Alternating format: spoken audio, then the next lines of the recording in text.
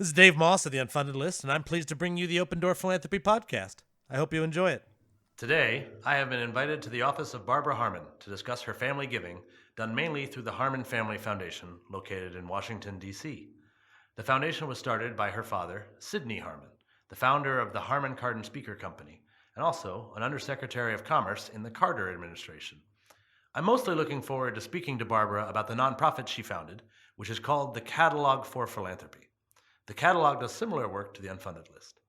Even though I haven't met her yet, I already know we both have a passion and dedication for supporting a variety of causes. Barbara Harman began her career as a college English professor, landing at Wellesley College in 1977, where she wrote 3 books and taught literature and writing for 25 years. She became executive director of the Harman Family Foundation in 2000 and founded the Catalogue for Philanthropy, Greater Washington in 2003. The Catalogue annually features the best community-based nonprofits in the metropolitan Washington region and has helped raise over $29 million to fuel their growth. Barbara is a member of the board of the Catalogue and a trustee of the Shakespeare Theater Company. She received the Mayor's Arts Award for Visionary Leadership in the Arts with her stepmother Jane Harman, and was named one of Washington's most powerful women by Washingtonian magazine in 2013, and again in 2015. She enjoys living half in a bucolic suburb west of Boston and half in the busy Penn Quarter Chinatown neighborhood of Washington, D.C. A graduate of Tufts University, she received her MA and PhD degrees from Brandeis University. Barbara and I have a lot in common. We're both Jewish, we're both interested in the arts, we're both involved in our family foundations, we're both from D.C., and we both run nonprofits that list charities you should fund. Having lived here in D.C. and involved in the nonprofit scene, I am of course familiar with the great work done by the Catalogue for Philanthropy, and I really look forward to chatting with her about her life and work and the purpose behind it.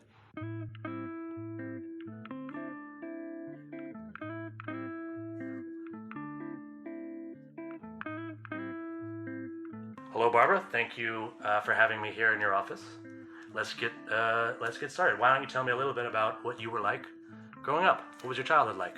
Oh my goodness. I grew up, we were just talking about this, I grew up on Long Island outside of New York City, and in a family of 4, sort of big, busy family in a very kind of traditional 1950s suburban Long Island community. Pretty homogeneous in a lot of ways, but interestingly diverse in other ways. It was a post-war community, built in the era in which Levittowns were being built, these sort of communities on Long Island where there had been nothing but farmland, and all of a sudden suburban houses, mostly for families of 4, we were a family of 6, were being built. But we had, my dad was building a company that became very successful. Down the street was a policeman. Around the corner, the dad was a fireman. All the moms stayed home. I didn't know a single person whose mother was not at home with her kids. So it was that sort of 50s era when I think kids benefited a lot, but it isn't particularly clear to me how much the moms benefited from this arrangement. And, you know, it was a pretty easy way to grow up. Not very diverse, as I said, racially diverse, but interestingly diverse economically. People really on a sort of broad scale, from the policeman and the fireman and the guy who worked in a factory to the entrepreneur building a mega business. But I lived there just about my whole life growing up before I went to college, and thought my parents were a little square for living on Long Island when they, could have lived in Manhattan, which is where I spend my weekends. So. That must have been, I grew up in Maine. There was no cosmopolitan escape for us. Interestingly, we have, Maine does have some philanthropists, and there was a guy up the street from us named Harold Alfond, Dexter Shoe Company. And I think he's probably the richest person in the history of Maine. Every hockey rink in the state of Maine is Alfond Arena. But as you were talking, it's interesting. There was also a policeman who lived on my street. One of the things very helpful to me as a philanthropist is the fact that I have real relationships with people who are not philanthropists, and there are people who didn't get that chance. It sounds like you got to grow up around lots of different perspectives, which I just think is of the utmost importance. Yeah. Do you remember when you first started thinking about giving? It's interesting. The foundation that I now run is something that has existed in different iterations across my dad's and my lifetime. And in the later part of my life at home, before I went off to college, there was a Harman Family Foundation. And you said before you went off to college? Before I went off to college. And you were aware of it? Yes, and I was aware of it. But we were not involved in it. I knew that it existed. I knew that my father had philanthropic impulses. He didn't really talk very much to us about it.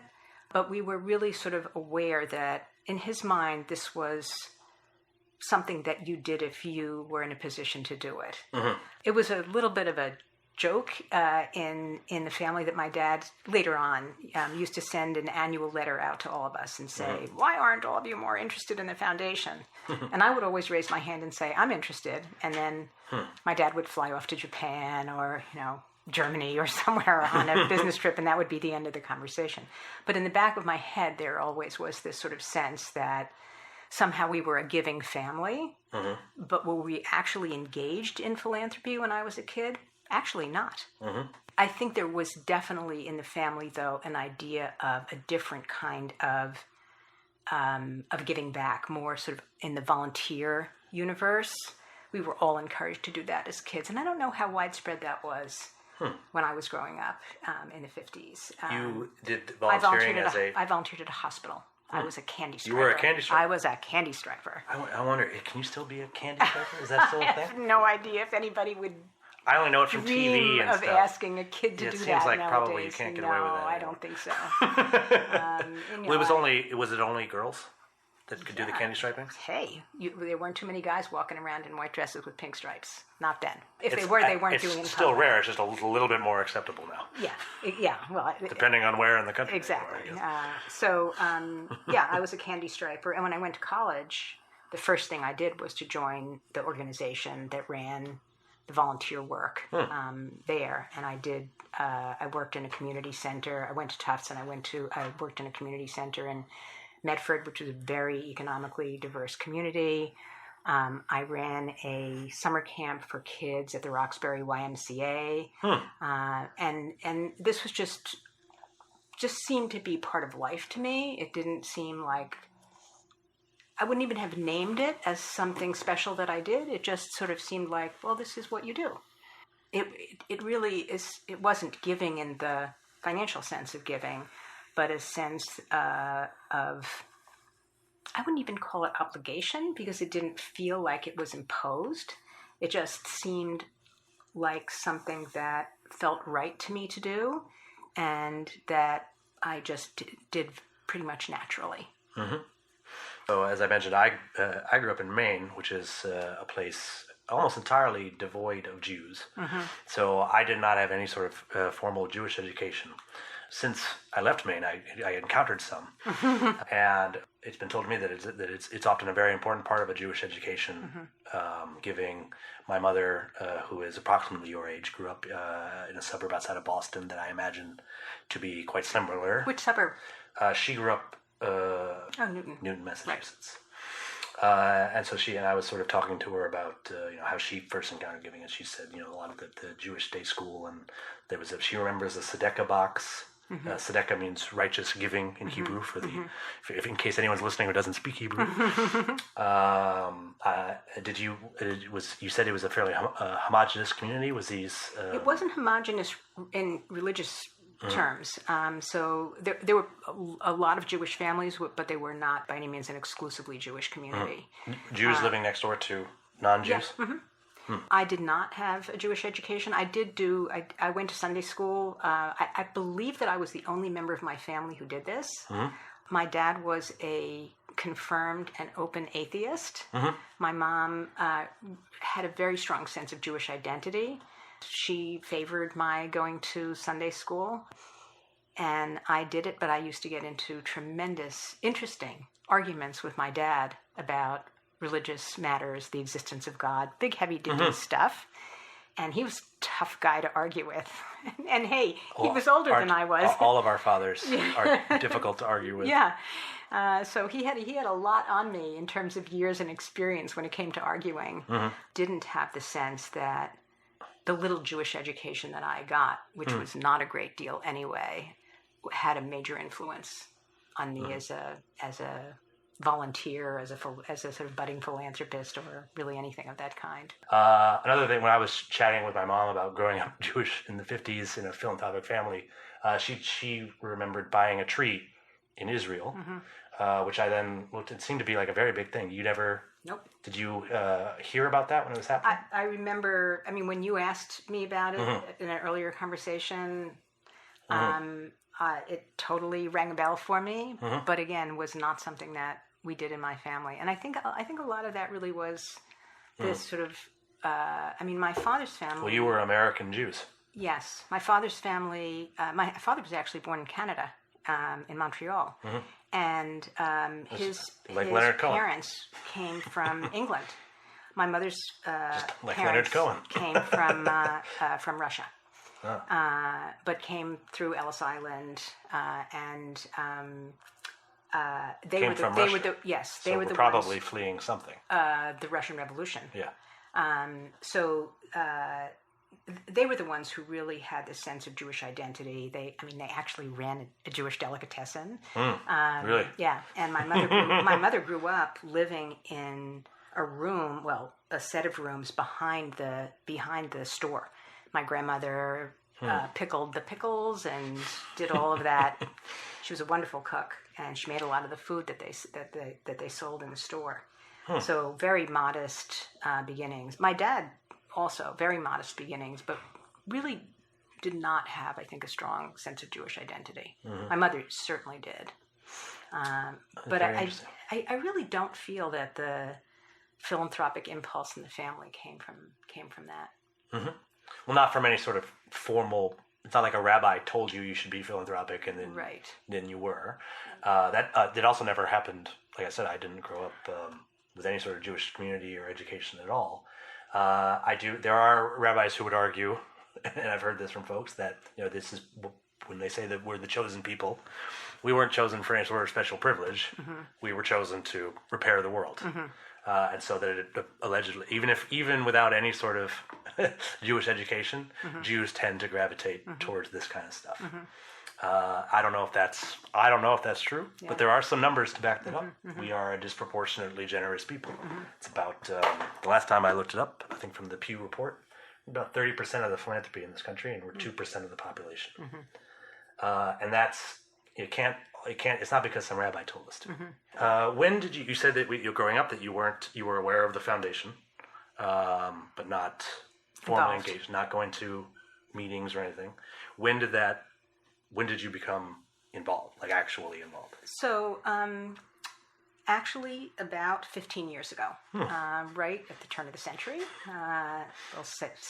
almost 17 years ago now, I had finished writing my third academic book. I was teaching English at Wellesley College. I was a tenured professor. And I loved the teaching, and I loved the work. I loved the writing, loved the reading.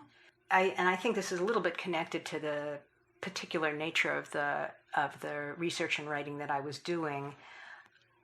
I really had this very strong sense. I spent 10 years writing one particular book. It was a big book. It was a tremendous amount of work. And, the audience for academic books is minute, smaller now than it was even then. And it's actually all I read. Is academic books, academic monographs. Oh my God, I feel for you. Well, they're written for a different purpose. They're in order to be a professor at a place like Wellesley, they're looking for somebody that does very narrow scholarship in general. Is my understanding. So yes and no. I mean, it scholarship for sure, narrow not necessarily. In your field, absolutely. You're not going to be an expert at something if you're not really inside of your field. That's a lot less true now than it used to be. There's just so much crossing of fields. But when I was writing this book, the idea of the book and this is, believe it or not, connected to your question, though. It may take me a little while to get there.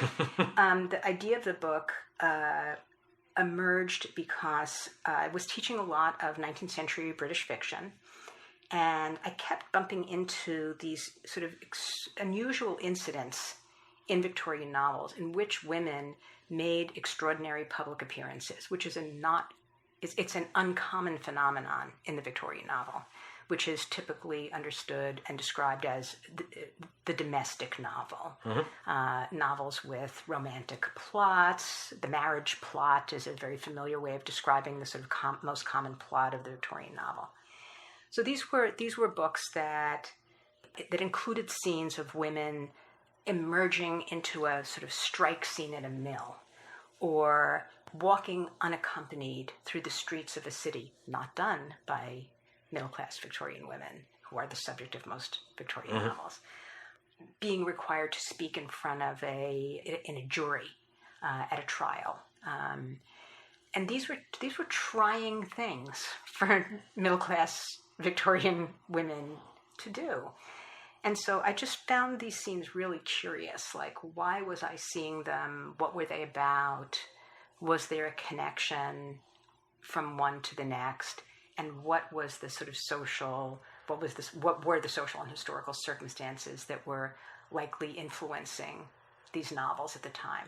And so I began, because they were novels about women, and because women typically operated in the private sphere in Victorian England and in the Victorian novel, I thought, these instances of women's public appearance, they're kind of boundary crossing events in these novels.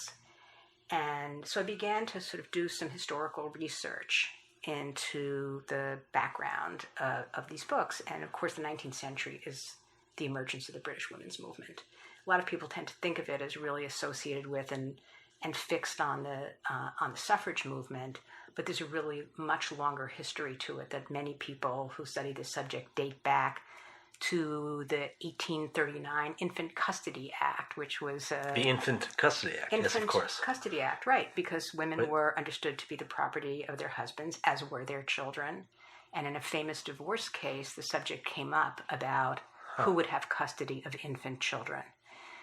It was the husband's right to have that custody was being contested by the divorced wife. Interesting. And so it's often looked at as the first piece of feminist legislation, even though the person who brought the case would not have called herself a feminist. I think if you'd said that, no one would have... I don't know that the term even existed. So what would they have said? What would they have... she would have said, Caroline Norton, she would have said this simply was about her desire to keep her children safe and to keep them where they belonged, which was with their mother. I mean, that is what she would have said. Yep. It is what she did say. So, but it is a very important piece of legislation because it starts to break into this idea that the husband and wife are one person and that person is the husband, as famous jurist Blackstone described it. So I just found this really sort of interesting topic. I began to explore it, investigate it. I read parliamentary debates. I read newspapers from the period. I read all kinds of tracts. And I really began to find that there was a tremendous amount of synergy between what I was seeing in the novels and what I was reading in the sort of historical documents. But what was really sort of striking to me in the way that it connects to what we're talking about is that at the end of this process, and it took me 10 years to write this book, I raised 2 kids while I was doing it, I was teaching, but I wrote this book in a little tiny room, not a heck of a lot bigger than the one we're sitting in right now. And doing that kind of archival research is very time-consuming and very private kind of work. And I found myself thinking one day, this is kind of interesting. I'm writing a book about the importance of women in the public sphere, and I'm doing it in an 8x13 room in the back of my house that used to be my nanny's bedroom. Sort of, what am I doing here? And do I want to do this again and spend another 10 years of my life writing a book that has an extremely minute audience of specialists? Is this how I want to spend my life? And I began talking about this with a friend who actually said to me on the phone one day, I know what you should do. You should run your father's charitable foundation. And that was actually the seed of the idea. And a friend of yours? Yes, a friend of mine. Sort of really talking to me about my feeling that that I loved the teaching and I loved the reading and I loved the writing, but that it was very private, and that it was sort of me thinking my thoughts out onto paper, and that I felt like I had both a kind of the skill set and also the inner desire to do something that had a broader, more public impact than what I was doing as a scholar. And so this was a sort of intriguing idea to me, that somehow coming out of my own research and looking at these women whose lives in novels, but also often in history, were sort of brave and boundary crossing and with enormous public impact, that maybe I could do something in the world that had a broader impact than what I was doing already, which was not to say that I had not loved my, 25 years of teaching, which I did love, but that maybe it was time to do something different. We were in the 50s, and you are somewhat aware of the Family Foundation. Do you you had no involvement until you're in your 50s? Yeah. I think I did the math right. A friend of yours suggests, and this is actually the first time that you thought about that? Or? Well, it's not the first time I ever gave or ever, did any kind of philanthropy of my own. It's the first time that I began to think about making a career out of, and really being focused on and very sort of consciously developing my skills and my knowledge and my ability to give in a broader, bigger way than I had before. It's certainly not the first time I made a donation or involved my own family in giving, which we had done ourselves as a family for a number of years before that.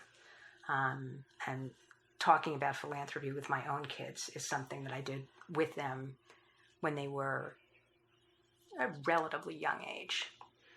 What was so let's say if your friend had not suggested this to you and you'd never had the idea, what do you think would have been the succession plan for the foundation? Well, at that time, there really was no succession plan. It was the foundation was a pretty informally operated affair. My dad, in later years, described it to other people. So I get to say this because he said it himself as the Squeaky Wheel Foundation.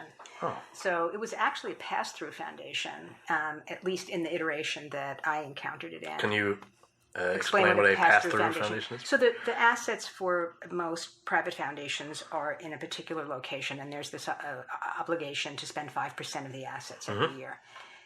In a pass-through foundation, it's really just, you can think of it as an empty bucket. It's got the structure of a foundation, but it doesn't have any assets. So the assets are somewhere else. They could be somebody's bank account, they could be in a charitable remainder trust, they could be in any kind of estate planning vehicle that for one reason or another was of a benefit to somebody to create at the particular time that money was available to put it into that vehicle. So in our case, the assets were in a charitable remainder trust, and we were allowed by law to move a certain amount of those assets into the foundation. And but because the bucket was empty otherwise, there was no particular obligation to do anything with it. So what my father would do, and this is why he called it the Squeaky Wheel Foundation, is somebody would approach him with an idea that resonated for him, and he would give money to it, and he might give a lot of money to it, but then he would let it go. He wasn't really a manager of that. He was managing a big, complex business and had clearly a philanthropic spirit, or he wouldn't have created the foundation, but he really didn't have the interest in building it and managing it the way he did in his work life. So, and because he had the freedom to give or not to give as he chose to do, he would move in money when he wanted to move it and then spend it and move it out. When I took over the foundation, we just did a calculation, sort of if the charitable remainder trust is our asset base, what would 5% of that be? And that's what we did. We just pretty much spent that yearly, unless we made an extraordinary gift, as we did a number of different times. But it really interested me to sort of sit down and figure out, okay, here's this person who has a philanthropic impulse and a philanthropic spirit, but isn't he's not the kind of guy who's going to sit down and write a mission statement. But that doesn't mean that there really isn't a kind of underlying principle at work here that may be unstated or under-articulated, but it's really kind of there.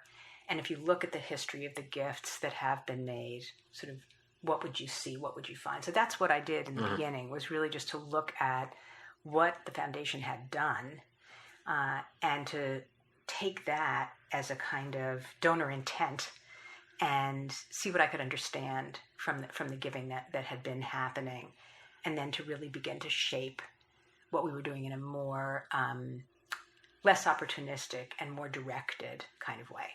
Mm-hmm. So I worked briefly at a place called the Seed Foundation. I believe you served on the board of directors there once. And I remember when they were part of my responsibilities was to do research on foundations. I used the foundation directory online to do the research and such. I remember when I was being trained, the woman who was training me on how to do this did not come from a philanthropic background, and so there were some things I knew from virtue of my background that she did not, even though she was a more experienced fundraiser than me. And in particular, I remember we looked up a foundation, and they had given considerably more than they had in assets. And I remember she said, well, that must be a typo because, right? And she starts explaining, like, she knows things that she's heard. They have to give 5% away. They have to do this, they have to do that. And I just remember thinking, like, no, they're probably keeping the money in a crat or something. I think I said clat, because I think we actually there's a moss loving clat. It's one of my favorite things that exists, right? And what 24-year-old kid knows about that stuff? Right. Right. And I remember it actually ended up causing, like, we ended up not having a great, I didn't handle that particularly. I was 24. I handled lots of things poorly. But I think there's a lot of people out there that, they never wanted to ask a question about the foundation, and and when you get the answer, it's quite mysterious. There's a CRT somewhere, like it's very, very interesting. In the end of the day, foundations though there's a pile of money somewhere, and the money goes out. The way I like to explain it to people is it's like you're trying to convince a family what they should have for dinner tonight. Right. Well, take the phrase family foundation, and you get right away, 50% of it is family and 50% of it is foundation. And, you really, there's family dynamics to deal with. There are legal and compliance and IRS matters to deal with. And then there are family relationships, and there are differences in the way people think about giving. There are differences in interest. There are differences in how managed or unmanaged they want something to be. And all of those things have to be navigated if you're going to make a success of doing this as a family. And of course, some family foundations end up being run by outsiders. Ours has never been. And the current Harman Family Foundation is, in fact, a sort of traditional foundation with an asset base that gives away actually more than 5% a year. So now the today's prospect researchers will get an accurate picture of what you're doing. That's correct. I do think that's useful for folks, especially if they're going to end up approaching you. You want them to know what the real numbers are. Yeah. Right? When you mentioned that was it your father's term that it was the squeaky wheel? Squeaky Wheel Foundation, right? Yes. So that if I'm hearing that correctly, it means that in order to get a gift, one would have to squeak in a way that Cindy Harman could hear you, right? Exactly. Yeah. Which is not something everybody, even some of the best squeakers out there. That's right. So today, in order to is it the same thing true? Do they need to be able to find their way into your earshot? Well, I don't know if that's really true. I pretty much do my own grant development, but I don't do it based on who I know. So for my father, it really was a situation where a friend would come and say, I'm involved in such and such a project, and lay out the case and tell the story. And actually, I have to say, when I looked at the things that we had given to, they were good things. So the people who were talking to him, who had his ear, as you say, were not proposing bad things or crazy things, but they certainly were, by and large, friends. So they had his ear. I don't believe that I operate that way. What I have done is to do sort of real grants development. Well, back in 2000, when I began to do this work and got hired by my father and my stepmother to run the foundation, I had to do some digging to find what we had done. And not that I couldn't see where the actual checks had been written, but sort of what was the history of this grant? Sort of how did it come about? Why is it shaped the way it is? Because some of them were endowments, and there were things that I needed to really figure out. There was one interesting case of a grant that it really needed to be rewritten in order to make it work. And so to do that, I had to find out who the players were, how it had come to pass, who the best person to talk to was, where to move up the chain of command in order to really get to the person who was going to help me reshape this grant and make it operate the way I thought that it should. Now, what I do is I've taken what we collectively decided was the implicit mission of the foundation, which was to fund in the arts, to fund arts at the intersection of youth development, something that really emerged especially after the 2008 financial crisis, where we really began to feel very strongly that we wanted to do arts-related work that was going to help kids in crisis, kids at risk, and that we were going to continue with this education work that, again, had been part of the family portfolio. But for me, I wanted to identify who the potential grantees were that would not typically have had my father's ear. And that's actually also how we came to create the Catalogue for Philanthropy, because it seemed to me that it was really easy to see sort of the mountaintops, the big players in the field, and if you couldn't see them, they could get your ear, Squeaky Wheel Foundation, or Squeaky Eye Foundation if you're looking at a visual metaphor, tops of the mountains, right? But I had this sense, and I think some of it came from some of the work that I did as a college student in, community organizations and the Roxbury YMCA and other places like that. Yeah, that must have been useful experience. Oh, they were amazing experiences. That there was just unbelievable work happening at the grassroots level that my dad really wouldn't have been in a position to see, that honestly I wouldn't have been in a position to see, that I suspected many philanthropists would not see. These organizations would be hard to find. They wouldn't have anybody's ear. And what would happen if we were to create an instrument that would make these folks audible and visible to people who otherwise would not know about them? And that was really sort of the origin of the seed of the idea that became the Catalogue for Philanthropy here in Washington and all the sort of related programs that we have created around it. And I now source the majority of my grantees from the Catalogue for Philanthropy. From your own catalog? Yes, and it's really based, in my mind, on a commitment to funding work that's happening at the grassroots level. And I feel it even more powerfully now, these days, as I hear more and more stories about people that I think are going to be at risk, will lose services that they have depended upon, and will really need the help of this community at large to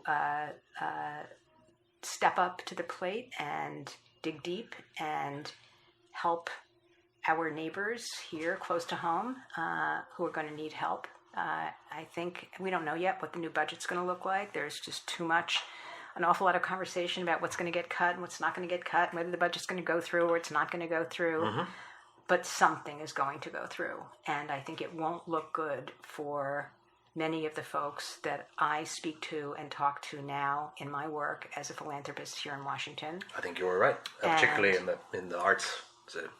But across the board. I mean, if the social safety net gets cut, it's going to affect everybody across the board, and even organizations that don't get government funds, I think are going to see their client base increase, because people are going to have needs that they did not have before, whether they're become food insecure, or they become homeless, or any of these sort of fundamental social safety net services that the government has provided. If those start to dissolve, shrink, disappear, I think we're going to see a tremendous amount of increased need, and we're going to see it at the community level.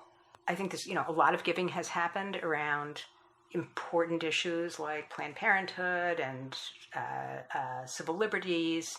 A lot of money has gone to these causes, but I think we're also going to really begin to see, I hope that's not the case, but I think it may well be the case, going to see a lot of need at this community-based level. And so for me, I actually don't accept unsolicited applications, but I reach out to people to make applications. And they're people that I don't know.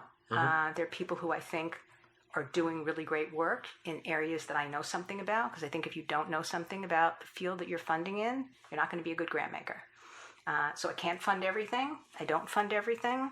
I fund things that I feel I know about, can learn about, can deepen my knowledge about, so that I can be a better grant maker. And that's how I operate. To keep talking about the catalog for a while, do you want this to stay just in Washington? Do you think? I think this obviously has potential for absolutely for everywhere else. It's kind of interesting because you're just as you were saying before that people in Baltimore don't want to give to the Washington D.C. seed school and vice versa. It's also interestingly the case in a region like this one, which is the D.C., Maryland, nearby Maryland and Virginia counties and cities, that people in Maryland will give in Maryland and D.C. and people in Virginia and D.C., but that Virginia and Maryland don't give to each other. I've even heard people have a problem. They don't want their Montgomery County donation going to Prince George. Exactly. So nevertheless, we do see that as long as we sort of keep as long as our geographic footprint is big enough to be meaningful. We started out, the Catalogue for Philanthropy started out as District of Columbia only. And people said to me in year one, and actually that was a totally practical decision. There was one person running that project, and that person was me. So I did that in order to... Well, D.C. is a big city. It's more than enough work to do there. Strictly practical. Let's just stick to the district. But everybody said to me, really honestly, in this region, people don't think of D.C. as just the district. They think of it as the district in nearby Virginia and Maryland counties. And of course, that's a lot where a lot of the donors are as well. So we expanded to be Greater Washington in the second year.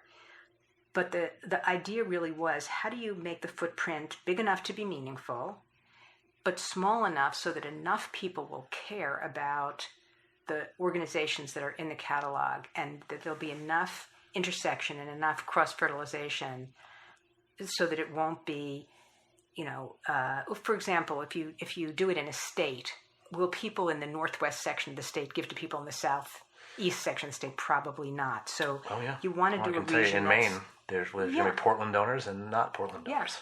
So it's just tricky. And so I think the idea of a metropolitan region works really well for a concept like this, because you get enough people who really are caring about that area, to whom you can mail things, to whom you can... I suppose it makes it easier to get a physical copy in their hands. Exactly. Yeah, that hadn't occurred to me. Yeah, and then even interestingly, obviously, dealing with the web and with social media and digital advertising and so on, you can obviously reach a broader audience if you want to, but targeting is easier if you limit the area. And again, you're just going to get more people who care about the issues that are, in fact, local to them and where they feel that they can have an impact. I think a lot of important international philanthropy happens on a scale that's just too big for a lot of donors. And where they really, on the one hand, you always hear the message that a dollar goes much farther abroad than it does at home. But at the same time, dealing with things like inoculating populations against malaria or cleaning water supplies, it just feels too big for some people. And I think that there is a desire among a lot of people to do a very concrete kind of giving where they can really see the impact of the donation. And although in the catalog we are not doing what you do see in a lot of crowd raising platforms and other sort of philanthropy sites that are really focused on large numbers of small donations, where you see people. We've talked about this before. It's the organization started out in New York that gives, the terrarium to Mrs. Smith's third grade class. Oh, the Donors Choose? Donors Choose, thank you. So, Charles something. Best. Is that his name, Charles Best? Yeah. Wow, man, it's amazing how you just know these stuff, right? So I never met him. you got half of it, and I got half of it. Yeah, no, that one.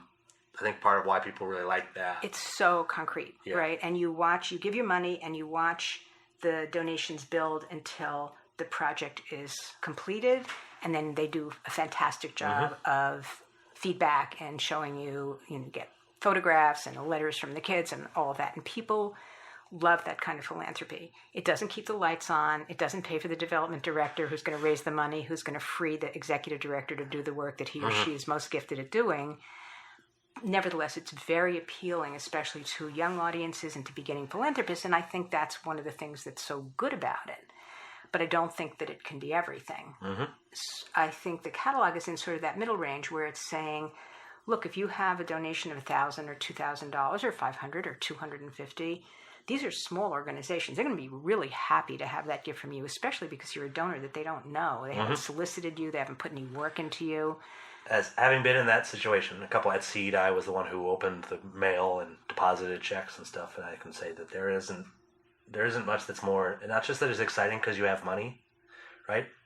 It's much more than that. A new donation has come from a new person. Yeah. Like the validation. Like right. It is some real. I'm getting a little choked up thinking about it. Almost someone took time out of their day to give you money because they like the work you're doing. That is really special stuff. Yeah. And you didn't have to bother them first. Exactly. It just came in the mail. It's like the greatest thing that can happen to a fundraiser. So you're creating that on I think probably a daily basis. Exactly. And so I think that really, we felt that if we stayed focused on the region, that there'd just be more opportunity for the donors to get to know the nonprofits, for the nonprofits to get to know the donors, for there to be more possibilities for connection and intersection than if we went super wide but thinner. Yes, absolutely. We see this as a model for regional philanthropy. It's not ever going to be a model for international philanthropy, and there are plenty of great models for that already. So you don't think you could... So let's say could you do a version of this that featured international global organizations nonprofits working on different? You could pick the global goals and. Of course, one could. I mean, I think it would be much. I think it would be. I think you're right. It would be. Where would you? I mean, as a print catalog, where the heck would you send the thing? I mean, it's. I think that websites like Global Giving and there are other ones that do this. They work because they're strictly online. Their job is to drive people to that website. They operate in a way that's not dissimilar to the website that we just talked about, and where you're seeing money build towards the completion of a project. And I think those work as online platforms. I think this works better. With the Slingshot Guide, I had very similar experience. It was national. Our programs had to affect Jewish life in North America, which is very broad, which actually included Israel-based programs, because that affects Jewish life in North America. So pretty broad, and we were, and that was it. Like they were working on all kinds of different issues and stuff. And we did have a print guide. Yeah, I've seen it. But that's a major cost for us every year. Right. I think possibly the biggest cost. Producing 25,000 copies of it and sending it everywhere. Yeah. It's important. It's our product. Right? Right. It's what we're raising the money to do. Right. And it creates a lot of gifts for these folks. Really, and but the physical aspect of it is important. We have just a few minutes left before I think people will lose interest in what we're saying. I had a few more questions. I wanted to go back in time. As I may have mentioned, my parents have a number of PhDs, and I do not, which was a big deal. I grew up on campus, 2 professor parents. Yeah. Right. But it's not like a hardware store that you can just inherit. Right. In fact, they were going to make me get a PhD too, which I didn't want to do. So when did you decide that you were, I mean, it's a very big commitment. It takes I don't know how long 6 it took years, you, yeah. But sometimes, yes, longer than becoming a veterinarian, right? So when did you make that decision? I don't think I ever even made the decision. At some point you had to enroll and fill out paperwork and such. But when I was in elementary school, I wanted to be an elementary school teacher. When I was in middle school, I wanted to be a middle school teacher. When I was in high school, I wanted to be a high school teacher, and so on down the line. When I was in college, I wanted to be a college teacher, and the way to do that is to get a PhD. I was in college in the late 60s. there was an awful lot going on, late 60s, early 70s on college campuses. It was extremely distracting, a lot of political stuff, political action, student Yes, I've heard power. a thing or two. Yes, a hot time to go to school and a distracting time. Literally one day, one of my friends said to me, "So where'd you apply to graduate school?" And I said, "Oh my God." I was so absorbed in what was going on campus that I had just simply not applied. But I simply always wanted to be a teacher. And I didn't really think about, despite what your dad said, and I totally understand that, I didn't really think about it as a movement towards specialization. I saw it as an opportunity to teach college. And in fact, at a place like Wellesley College, where I spent the vast majority of my career, I had a couple of one-year jobs at other places before that, you were expected to be a generalist. So you might get I actually got my PhD in 17th century literature. And you can imagine how many courses in 17th century metaphysical poetry are available to be taught on a small college campus in any given year. I would think maybe the majority of them are probably at Wellesley. Right, exactly. But, there was one course a year in 17th century poetry for me to teach. And so very quickly the question was, well, what else do you like to do? And what else do you want to learn? And what else do you want to be good at? And I eventually ended up migrating to a new field. But I taught Victorian novel, I taught modern novel, I taught writing, I taught poetry classes, I taught 17th century poetry, I taught 17th century literature, I taught Shakespeare, I taught lots and lots of different things. And that's a pretty common phenomenon, perhaps not at certain universities, but absolutely at colleges. And so that actually was what I wanted to do. I wanted to be a teacher, and I wanted to write. Because for me, I think with my fingers. I feel there's a direct line from my brain to my fingers. Even when I'm doing my grant making, I am writing while I'm thinking things through. So the other thing that I find that I find interesting, like I said, my parents are professors. My mother went to Wellesley and graduated in 1969. And in fact, there's been a number of books written about that class. A couple of the other people in that class were pretty famous. One in particular, but also, it is Janet Hill was in that class, L.D. Atchison, Wendy Paulson, who was actually the first major gift I ever fundraised. Quite familiar with all that. The one thing I'm also familiar with is once one becomes a tenured professor at a place like Wellesley, that's a pretty nice situation you've got for yourself. For folks at home who may not understand, that basically means you cannot be fired. That's right. Not a lot of people choose to decide to, and you get your summers off, and you get money to travel and do your research. My father was a golf historian. We used to play golf for free. Not a lot of people, and you obviously would have been able to buy whatever book you wanted, right? And that's for someone my husband's a college professor at Wellesley, so yes. He still is? Yes, he still is, yeah. Oh, yeah. Wonderful. Yeah. That's interesting. That's fascinating. Yeah. But the choice to leave is not one made often.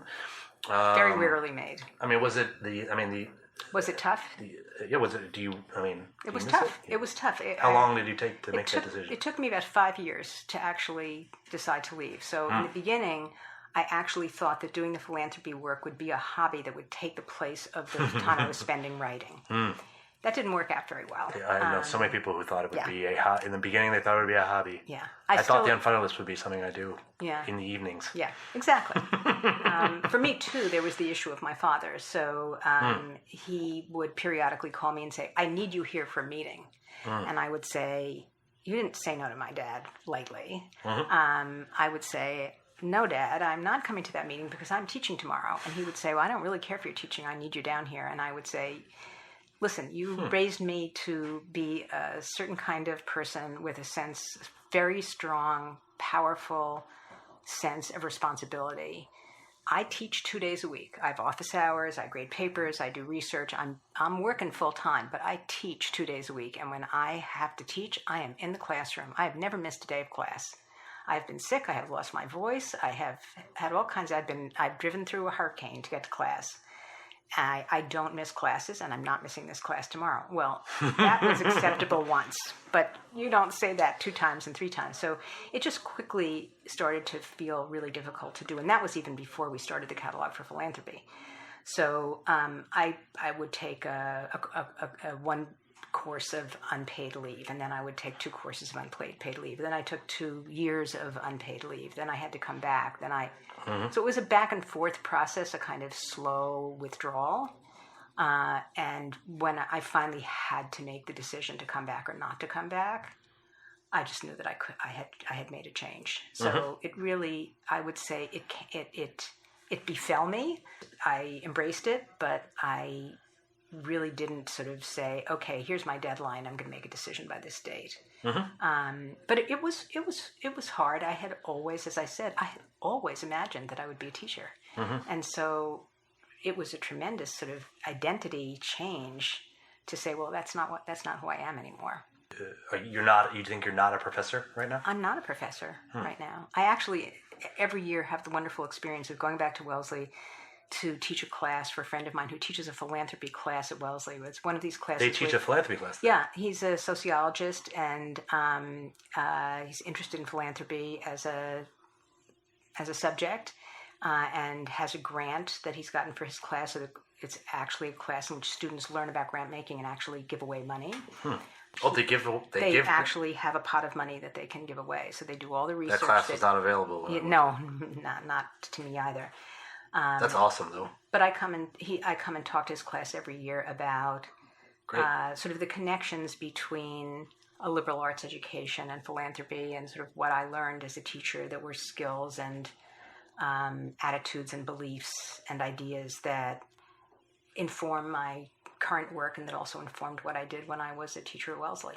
And I think those are important lessons for kids to hear, because I think very often they think, I need to get a degree in economics because that tells me what I'm going to do when I get out of college. And as we know, most jobs and missions in life do not have an academic major written upon them.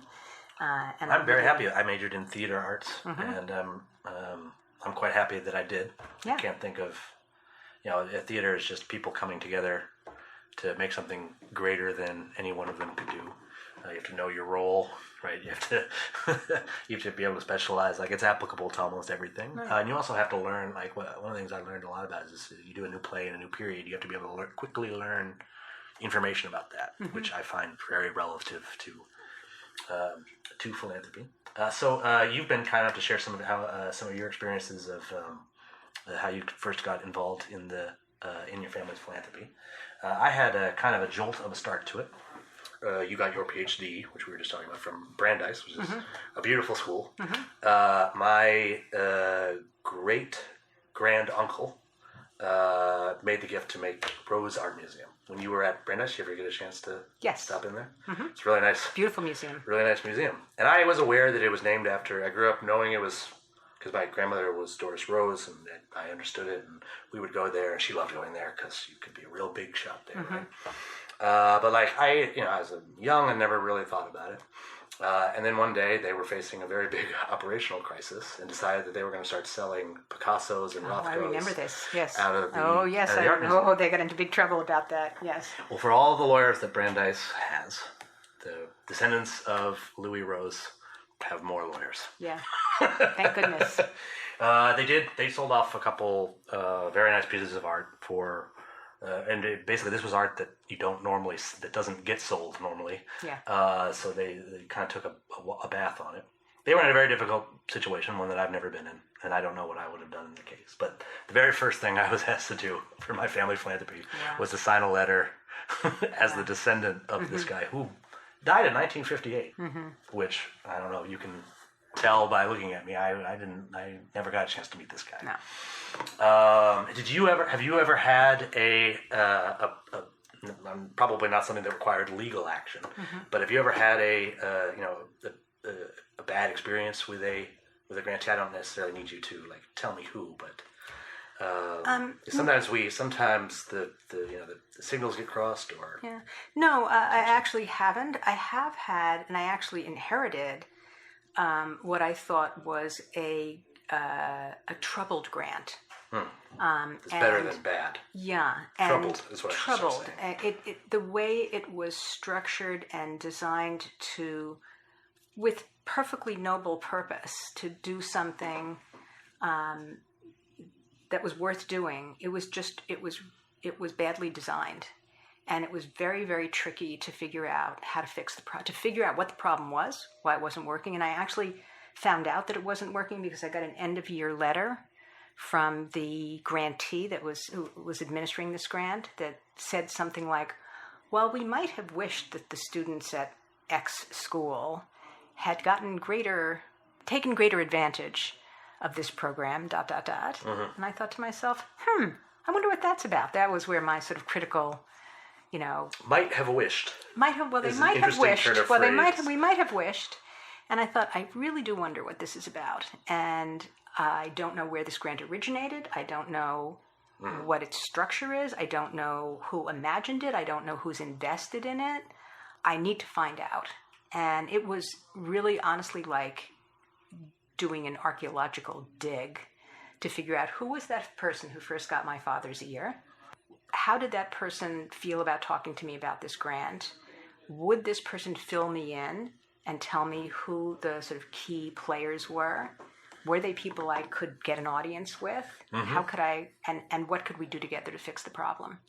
And it was a major project. And what we ended up doing was taking a grant that was supposed to operate over a 5-year period and then be used up, but wasn't, basically, it sounds weird to say this, but there were too many services being provided for the entity to actually absorb and make use of.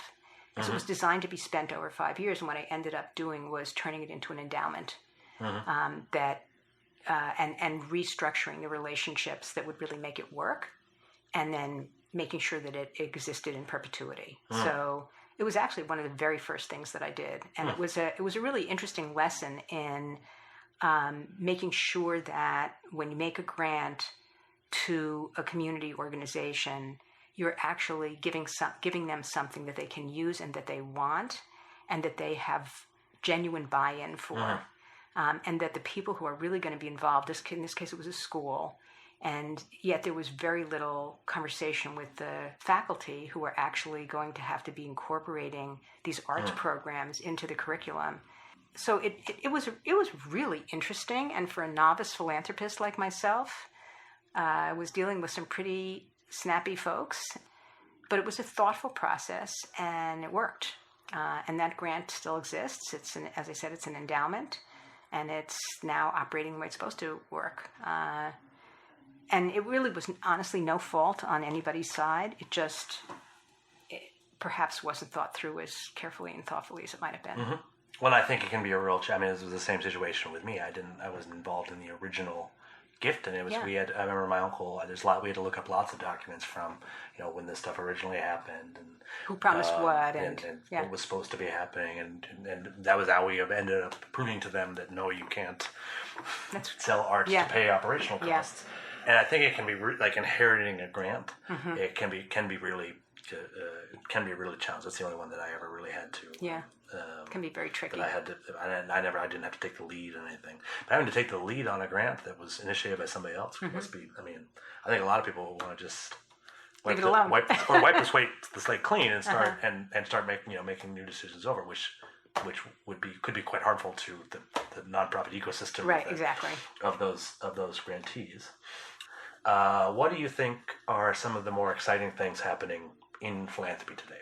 We've talked about things like crowdfunding and stuff like that on this call. What are the things you're most excited about for the future of philanthropy? Well, one thing I'm excited about is the idea of disseminating this Catalogue for Philanthropy model, because I think it's very clear to me that it works. We're raising now over $4 million a year that we know of for community-based nonprofits, and can't possibly track all. We cannot track it all. We just can't. And we're learning a lot, too, about the needs of community-based nonprofits. So we've built a whole suite of training programs around the catalog that could move with the model to another city, or it could be a later phase, as it was for us, for some new city. So my hope is that within the next 3 years, we'll identify 3 sites and get this model up and running in other cities in the region. And I think that there's just a tremendous amount of... This is to say nothing about the importance of international giving, but I do think that there's a very strong sense that people have these days of a sense of community, maybe a reaction to feeling a sense of threat. And I'd say they either have a sense of community or they would like to have. Right. Or this is a way that you can get one. Yeah. That's right. I think that's exciting for me. Me as well. And I really I will see that happen by the 3-year mark. That's your goal. You want to be in 3 more cities. Yes. In the next 3 years. By the end of, but in the third, we have a new strategic plan, but and focusing in on disseminating the model beginning in the 3rd year is the plan. And if a major philanthropist from another city is listening, they should get in touch with you. Yeah, absolutely. At the catalog. Absolutely. I think too. I've recently been hearing about something that I think is kind of interesting. So I think collaborative philanthropy is interesting, especially for large problems that are really challenging to solve on one's own.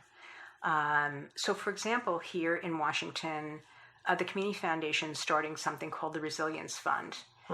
It is looking for donors who want to make a significant contribution and to work on things like policy and advocacy around key issues like immigration, transportation, and whatever else comes along as it comes along, to sort of stay on top of the political situation. And again, where that's a situation where it's awfully hard as an individual philanthropist to have an impact. But if you get together with others who have some significant capacity to give and a leadership and brain power and the ability to do something bigger because you are working in collaboration with others, I think we may see that as something that's going to come down the pike in the next few years. I agree about both of those things. Obviously, I see value in lists of nonprofits you should fund. Right. But also, particularly, I think you're absolutely right on the collaborative stuff. That's something I can tell you that my grandmother didn't know any of the other funders of any of the things that she funded. Yeah. I mean, other than to say hello at cocktail parties. Yeah. Certainly, they weren't talking about, well, let's do this giving or whatever. Yeah. The first major giving I got involved with after the Rose situation was to join the Slingshot Fund, which is a collaborative giving circle. A friend of mine, some friends of mine founded something that used to be called the 1% Foundation. This was before the Occupy movement. Yeah, so right. They changed their name to Giving Circles Fund. It's a really great website. Anyone or any group of people can create their own giving circle. You can set it up so it takes an automatic amount out of your paycheck or whatever, and they often pick certain topics and stuff. I think you're absolutely right. For if you want to pick an issue, right? So you create a little community, and you're having impact, and you're going to end up making, I think, smarter grants because you're going to have more perspective behind it. Yeah. For some reason, we set up. I think the foundation system is somewhat to blame. The side that we're all alone, we're all on our own. I remember the first Slingshot day, right? The Jewish funding community is very narrow, and they're funding a lot of the same stuff. There were 2 major Jewish philanthropists there, and I was sort of listening in on them. And as I listened in on the conversation, I realized that they're meeting for the first time. These both guys in their 80s who had been making major gifts to the same things for decades. Yeah. And this was the first conversation they had ever had. It was at a Next Gen event. Yeah. And I think that since then, like there's a lot of interest in that. It's great to hear a philanthropist of your caliber feels the same way. Are there current philanthropists out there that you admire, that you might want to give what my generation would call a shout out to? My generation uses that term. Did they say shout out as well? I don't even know. I don't. Well, I have kids. I'm not hip. So I don't actually know if we're still saying shout out. Yeah, shout out. Who knows? Shout out may be old by this point. It's a philanthropy podcast, so I don't think hip is necessarily what we need to be. You know, it's funny. My identification is more with nonprofits than it is with other philanthropists. Well, is there a nonprofit? You run a nonprofit and are fundraising and stuff. That makes sense. Right, but also, I mean, my what drives me is sort of seeing the work in action and seeing the people who. I mean, a lot of nonprofits in the Catalogue for Philanthropy, for example, are founders. So these are people who see a need, figure out, as I might say I did in starting the Catalogue, see a need, figure out how to how to fill that need. Very, often, certainly true of most Moses-style leadership. You have a vision, and you know where the Holy Land is. You're going to need a lot of help, but having that vision in the first place is a That's right. And it's a tough row to hoe. It's not easy. You have to do everything yourself to begin with. It took them 40 years to get through the desert. That's right. So, you're going to fundraise, you're going to do the work on the ground, you're going to, the first year I did the catalog, I wrote it, I photo sourced it, I worked with a designer on it, I created a mailing list, I did all that, I did everything. It's not actually a sustainable model, but it's a great way to get something off the ground. Mm-hmm. And then you have to figure out how to grow the organization. So I have so many people that I admire. I would almost hate to single one out. I admire people who have the guts and the courage and the compassion to see something that they think needs to be done and to step up to the plate and do it, often at tremendous personal cost, because it is exhausting to do this work. And so those are my heroes. Thanks for listening to this episode of Open Door Philanthropy featuring Barbara Harman. If you're interested in learning more about the work of the Catalogue for Philanthropy, check out cfp-dc.org.